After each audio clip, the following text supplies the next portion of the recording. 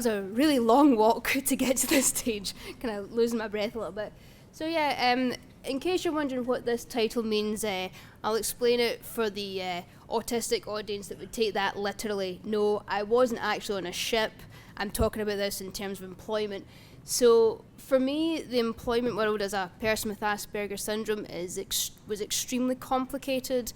I mean, people find it hard enough to be fired once in the working world, but I get fired 5 times in a row, and I didn't really understand it because the world kept telling me, oh, if I work really hard, I will become successful and it will all pay off. When in actual fact, the harder I tried to be a good person, like quicksand, the faster you sink. So I had to think of an alternative way to make money, and employment was not going to be an option for me quite clearly. So I decided I'm going to have to start my own business, because making money, this is going to be the only way that I'm going to, make a living for myself. So my character, my behaviour was what I came to, the conclusion I came to. It's not that I was never enough for the employment world. I was actually too much for everybody to handle. So I had to take my energy of being too much and redistribute it in the business and into entrepreneurship. And just as well, because this is me now, this is jogging my memory of what I've actually achieved. It's quite hard to keep up with, but this is sort of the highlight reel. So in 2017, within 2 months of trading, I won the Cardiff Business Club Award, and the man that presented this award to me is a guy called Lloyd Dorfman. He's a British entrepreneur that was knighted by the Queen, and he's actually the very man behind how Thomas Cook kind of came to where it is now. Actually, they don't exist anymore. Whoops. So anyway, so the thought, not long after winning my first business award, I was asked to speak for ITV News as a part of National Autism Week. They were wanting the female perspective of what it's like to have Asperger's syndrome. And then these 2 pictures are actually the wrong way around, but I'll explain, I'll go back. So the picture at the end of that business year, I was actually shortlisted for the Great British Entrepreneur Awards. And now, I didn't win anything, but in the business world, being nominated and shortlisted is actually as good as winning. A bit like winning, like being shortlisted and nominated for an Oscar, it's just as impressive as the trophy. But I didn't get a trophy, but that's fine. And then at the end of the year, Richard Branson does this, what they call a VOOM tour. And they send their double-decker bus around the UK, and the double-decker bus consists of lots of different business people to give you advice, and there was workshops and talks. So I ended up being interviewed by the Virgin Media team about my business, and that didn't just promote my business, it also promoted my shortlisting for the GBEA. Now, so what had happened was, my first year of trading, I was doing really well in terms of building accolades, but I wasn't getting the respect that I deserved in terms of as a person, as a business owner. So I had to then really seriously reconsider rebranding my company, because it just wasn't quite chiming. And as you see, Massage for Pirates, yes, that's what my company was called, but at the time when I was putting my business plan together, when I started, it was better to be completely different from everybody else than to fade into the background, because a lot of the massage therapy industry, for me, everything looks the same, everybody talks the same, and it was really not matching my personality. So I do love this job, but I didn't like the branding that represented that industry.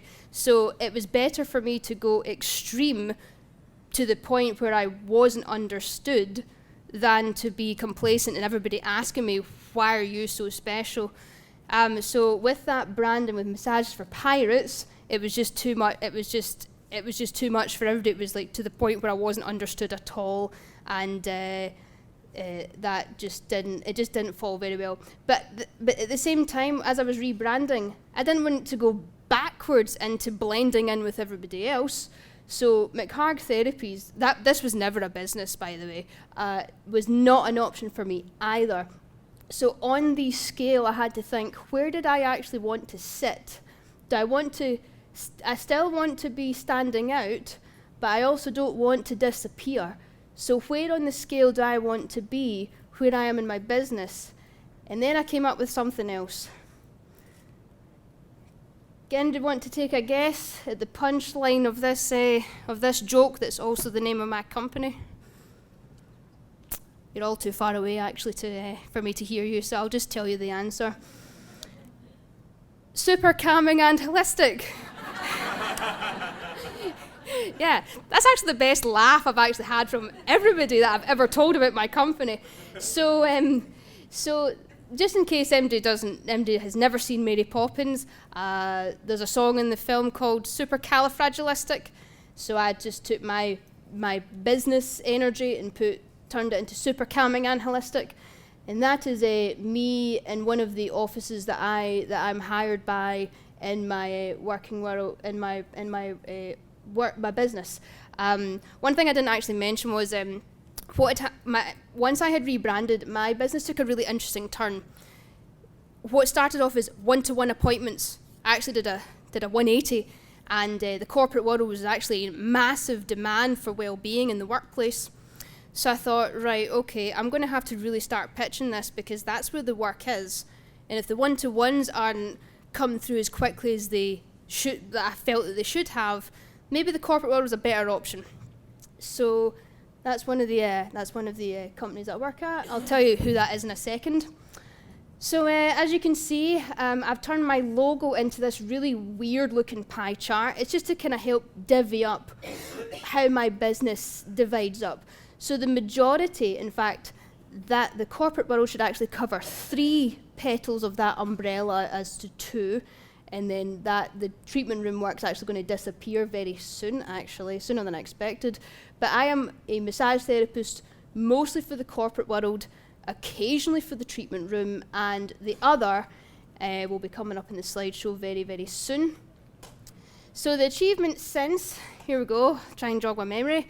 So I wrote an article for the National Autistic Society about autistic women in the workplace. I was nominated for Elite Awards, Regional Awards, and the Whari Teg. I was interviewed by Autism Spectrum Australia, and I'm a very creative person. You will see that in the mere moment in the next few slides. I had an exhibition at the Zenith, and my work hung there for 2 weeks.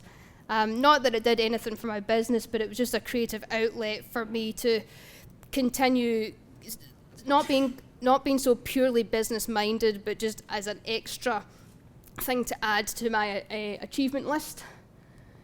So my current clients, I have 5 main ones. Ego Labs is an entrepreneurial space that the Ego Labs hire out. It's a setup as a co-working lab. Hodge Bank, that's where the photograph was in the previous slides before. South Wales Police are my biggest client. Princess Trust and Box UK are just recently been added to my client books. But these are my regular clients, not my irregulars. And the reason why I like being my own boss is because the corporate world pays really, really well. Really.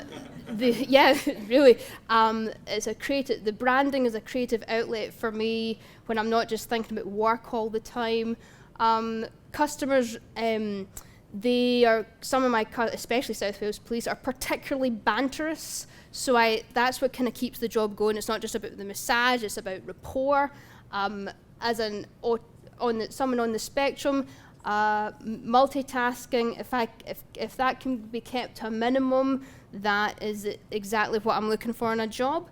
There's a very good work-life balance that comes with being your own boss in the corporate world. That's actually quite unusual. I have the freedom to do what I like, and it's great that I help people in the workplace. Staff are more productive and they're more relaxed. And the question mark, actually, some of these big companies have like other alternative wellbeing days, so I actually get to join in with the corporate activities as well. So even as a subcontractor, I'm very much included in the workforce. So in terms of branding, what I mean by a need for a creative outlet, so I took my logo, which is partly lotus flower, partly umbrella, and I found myself a photography umbrella. And yes, I crocheted that skin onto that umbrella so that my logo actually became three-dimensional. In terms of additional service, the game changer that has got me even more business than I already have now is that warm bamboo is now an additional as an optional treatment on the massage chair that you can see there, and it's and from a very selfish perspective, it saves my body and my energy by using this equipment on the staff. Oh, and that's the other thing. So the other petal on the umbrella is that I'm actually a role model for Big Ideas Wales.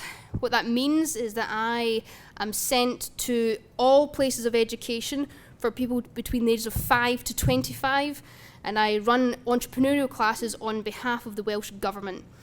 And if there's anyone in this room who works in education, please get in touch with them. If you want to hear more of my story, I would love to talk at your school or your college or university, any place of education. I will be there because I really love the work that comes with this role. And it's a very spaced out room, so I won't be taking questions just now, but if anybody would like to talk to me at the end of this talk, I would love to speak with you about anything that you saw in the presentation. And if anybody wants my contact details, is that the next slide? Yes, it is. That's the next slide, contact details. Take a picture of it, and thanks for listening, everybody, and hope you've had a great day.